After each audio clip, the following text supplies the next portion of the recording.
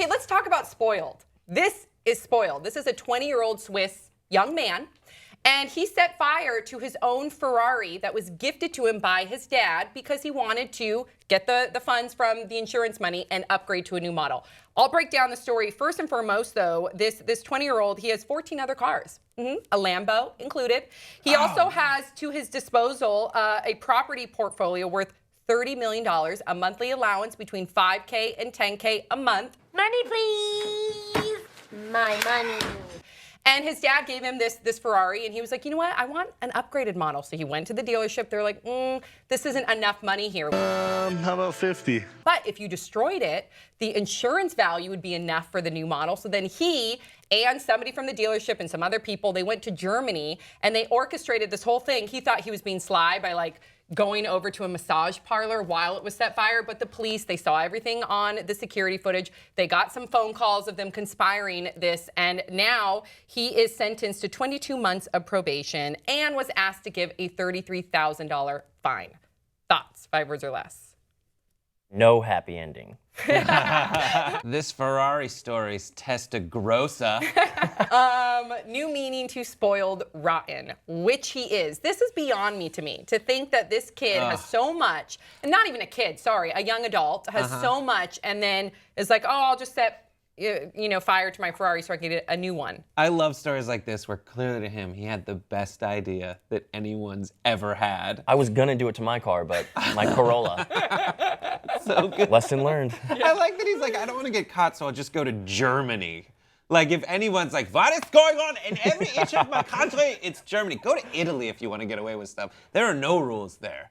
Yeah, you're right about that. When I was in Italy, we were sitting there having coffee, my husband and I, and of course you can drink too, on the street. We had coffee and we had a big bottle of wine, and some police officers walked by and they're like, hey, we're like, hey. Hey. And then all of a sudden we saw another guy double park in front of this other car and then just left. Oh, they don't care. And so my husband said to the police officer, he's like, oh my God, that guy just double parked. And the police officer's like, hey, didn't care. There's nothing. Didn't care. No. I went to a post office in Italy to ship a present home. And I was like, do you have any boxes or anything to put this in? They're like, no. I was like, so, okay. They're like, go across the street, get a box. I gave it to them. I was like, is there an insurance? They're like, I don't know, it might get there.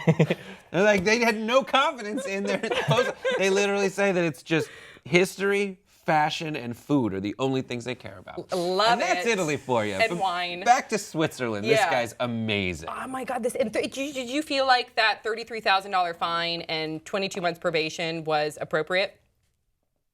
I guess. I mean, he already ruined his car. His dad's gonna find out now. I mean, I know. he just looks like an idiot. I hope to God you have to partially blame the parents. They produced this Oh, really? son. All those cars, and all that money. know. Like, come on. Hopefully this is a lesson learned for the parents too, saying, okay, we really did spoil this kid rotten, and it's backfiring on us. What's the dumbest thing you came up with as a kid? I had a party at my house, okay? My parents were away, had a high school party, and my dad had some beer in the fridge. And I just never even thought about people drinking the beer, okay?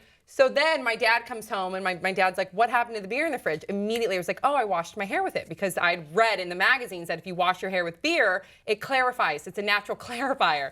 So I thought I got away with it. I went upstairs, I was like, damn, I'm really quick. And then years later, my dad told me, A, he knew I had the party because the neighbors called him. And B, he knew my story was bogus, but I was a good kid. I never really messed up. I got good grades. So for him, he just let it slide. Yeah. But he knew. I think they always know. I used to try to get away with stuff all the time. Like and then, parties or ditching school or whatever. And then talking to my parents years later, I was like, you guys never, and they're like, when you ditch school, you're like, how'd you, what? Oh my gosh. Okay, this is so good. You guys, please share your own stories, right? What's the dumbest thing you guys have ever done that you either got away with or you thought you got away with? And we will see you guys all next time on Pop Trigger.